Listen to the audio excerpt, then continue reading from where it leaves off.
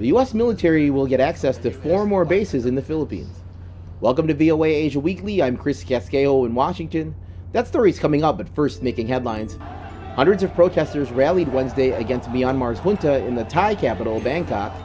Demonstrators with red bandanas tied around their heads waved placards outside the walls of the Myanmar embassy as they marked 2 years since the military ousted the democratically elected leader Aung San Suu Kyi.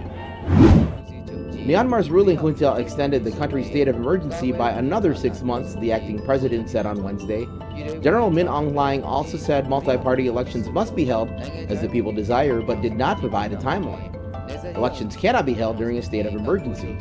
Critics say any elections are likely to be a sham to allow the military to retain power. NATO Secretary General Jens Stoltenberg on Wednesday applauded Japan's plan to double its defense spending, saying it reflected the country's resolve for greater security involvement in a changing world. Prime Minister Fumio Kishida's government approved a new security strategy last year that includes an increase in defense spending to 2% of GDP, or $73 billion by 2027. The United States Embassy in the Solomon Islands is now open, Secretary of State Antony Blinken said on Wednesday, as Washington seeks to boost diplomatic relations in the Pacific as a counter to China.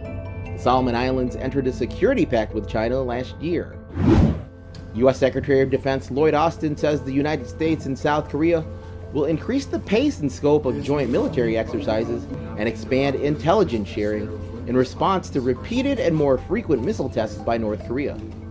Austin met with his South Korean counterpart Tuesday. The U.S. is set to gain access to 4 more Philippine military bases. U.S. Secretary of Defense Lloyd Austin and his Filipino counterpart, Carlito Galvez, made the announcement Thursday in Manila. They did not specify the locations, but in November, the Philippines said the U.S. had sought access to military camps mostly located in the northern Philippine region of Luzon.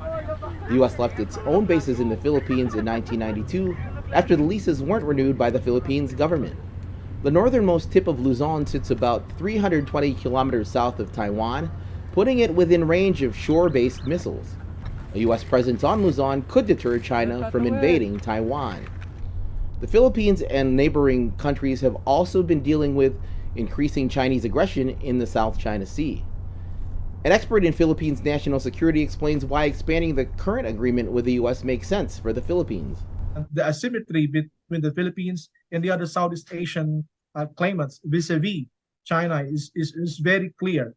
So without an external force to balance, to tip the balance, the disparity would really make the Philippines and other countries in the region concerned and suspicious about Chinese activities in the South China Sea and also in the Taiwan Strait.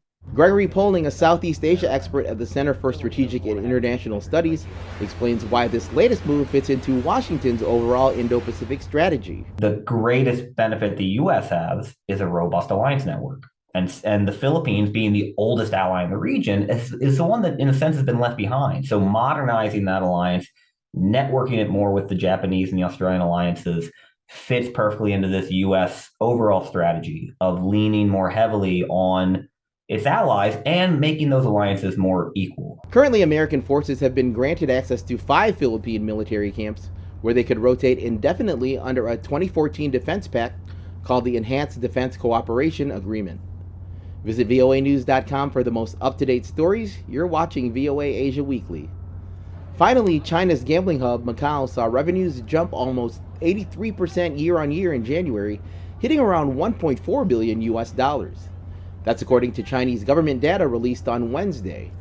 The city scrapped all inbound COVID testing requirements before the Lunar New Year and saw nearly 500,000 visitors streaming into its casinos over the holiday period. That's a stark contrast to the lack of gamblers since 2020, when Macau closely followed Beijing's zero-COVID strategy. But while January's numbers are encouraging signs of recovery, revenue was still less than half of pre-COVID levels at the same time in 2019. Macau, a special administrative region like Hong Kong, is the only place in China where gambling in casinos is legal. Thanks for watching VOA Asia Weekly. I'm Chris Casquejo. Until next week.